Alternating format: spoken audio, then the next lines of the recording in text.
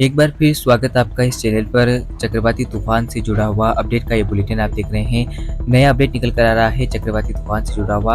आपको जानकारी देने की कोशिश करूंगा कि चक्रवाती तूफान आज दोपहर तक या शाम के समय बन सकता है।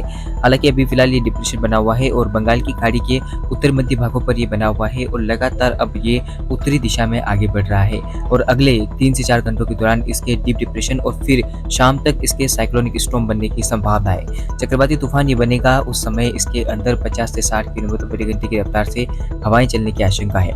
इसके अलावा चक्रवाती तूफान के ट्रैक में जो बदलाव लगातार हो रहा था और असमंजसता बनी हुई थी, उसको लेकर मैं आपको इस वीडियो में थोड़ी सी जानकारी देने की कोशिश करूंगा। लगभग बताऊंगा कि किस तरह से बारिश और आंधी तूफान साथ ही साथ चक्रवात के टकराने की आशंका है। तो एक बार फिर से आप सभी का स्वागत इस चैनल पर। बहुत बहुत अभिनंदन आपका। लगातार आप चैनल पर बने हुए हैं। मैं भी आपके पास लगातार अपडेट पहुंचा रहा हूँ और थोड़ी सी समय की जो हम कह सकते हैं कि कमी है उसको मैं पूर्ण नहीं कर पा रहा हूँ। हालांकि आप तक अपडेट पहुंचाने की कोशिश पूरी तरह कर रहा हूँ, लेकिन आप सभी से एक निवेदन रहेगा कि वीडियो को लाइक करना ना भूलें, चैनल को सब्सक्राइब कीजिएगा, बेल आइकन ऑन करें ताकि आपके पास मौसम से जुड़े हुए और साइक्लोन से जुड़े हुए सभी अपडेट जो है समय अनुसार पहुंच जाए। छोटा सा वीडियो है, जानकारी प्राप्त करने की कोशिश करते हैं कि किस तरह से साइक्लोनिक स्टॉर्म बने। उम्मीद और संभावना के मुताबिक चक्रवाती तूफान आज दोपहर या शाम के समय बन सकता है। उसके बाद चक्रवात की गति में परिवर्तन आएगा और चक्रवाती तूफान एक भीषण चक्रवाती तूफान में तब्दील हो जाएगा, यानी कि एक्सट्रीमली सीवियर साइक्लोनिक स्टॉर्म इसके बनने की संभावना जो है पूरी तरह से प्रबल है। भारत के वो कौन से राज्य होंगे जिनको ये प्रभावित करेगा, भारत के किन राज्यों में इसके चलते बारिश होने की संभावना है, तमाम जानकारी मैं आपको इस वीडियो में देने की कोशिश करूंगा। क्योंकि आप स्क्रीन के सामने मॉडल में देख सकते हैं कि वो दिखा रहे हैं कि किस तरह से साइक्लोन जो है वो काफी ज्यादा इंटेंसिफाई रहेगा।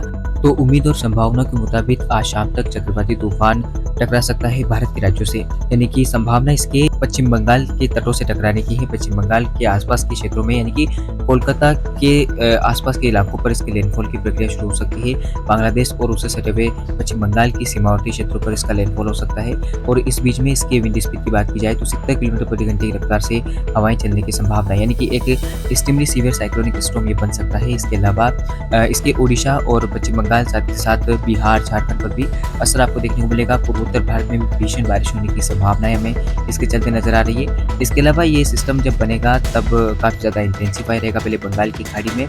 इसके अलावा जब तटों के पास पहुंचेगा थोड़ा कमजोर होगा।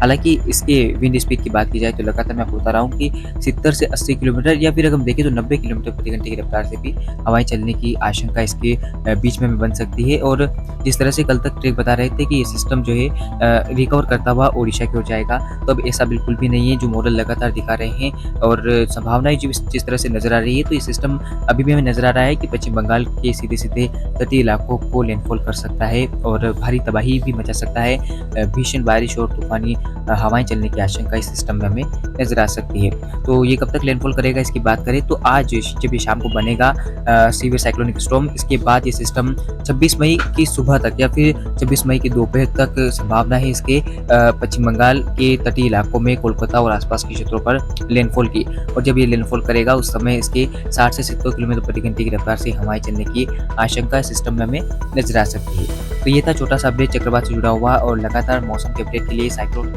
और मॉडल दिखा देता हूँ। बारिश को लेकर क्या कुछ संभावना रहेगी जब ये चक्रवात टकराएगा, तो उस समय कोलकाता शहर में भीषण बारिश होने की संभावना है। इधर ओडिशा के तटीय इलाकों में और आसपास के इलाकों में काफी भीषण हवाएं चलने और भीषण बारिश होने की संभावना नजर आ रही है। बांग्लादेश के अधिकांश इलाके प्रभावित होते हुए हमें नजर आएंगे और जब ये बंगाल की खाड़ी में रहेगा तब संभावना ये है कि भुवनेश्वर से लेकर जो तटीय इलाके हैं, साथ ही साथ कोलकाता और इधर पूर्वोत्तर भारत के राज्य, यहाँ पर भी भीषण बारिश होने की संभावना है और ये लगातार फिर आगे बढ़ता हुआ बांग्लादेश को प्रभावित करेगा और फिर पूर्वोत्तर भारत के अंदर चला जाएगा।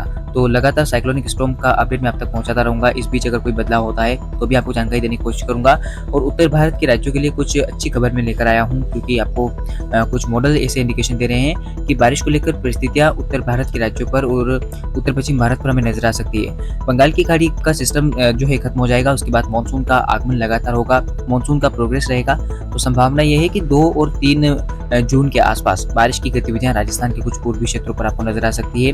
पश्चिमी मध्य प्रदेश पर भी कुछ बारिश के प्रभाव आपको नजर आ सकते हैं, क्योंकि मध्य महाराष्ट्र, इधर अगर बात करें गुजरात के कुछ पूर्वी क्षेत्रों में बारिश होने के आसार हमें नजर आ रहे हैं। इसके अलावा कुछ बारिश की गतिविधियां हल्की फुल्की मध्य प्रदेश के उत्तरी इलाकों पर भी आपको नजर आ सकती है। तो भीषण गर्मी से राहत की उम्मीदें हमें 2 और 3 जून के आसपास मिल सकती है। हालांकि इसको लेकर भी कुछ संभावनाएं जो है पूरी तरह से प्रबल नहीं है, हालांकि हम एक पूर्वानुमान के तौर पर ये कह सकते हैं। तो चक्रवाती तूफान से जुड़ा हुआ अपडेट का ये वीडियो आपने देखा कि किस तरह से साइक्लोनिक स्टॉर्म इंटेंसिफाई होता हुआ बांग्लादेश की तटों से टकराएगा। आगे जो भी अपडेट होता है, ट्रैक में अगर जो भी बदलाव होता है, मैं आपको समय अनुसार जो है अपडेट देता रहूँगा। फिलहाल इस वीडियो में इतना ही। लगातार चैनल पर बने रहें, वीडियो को लाइक करना ना भूलें, चैनल को सब्सक्राइब कीजिएगा। धन्यवाद।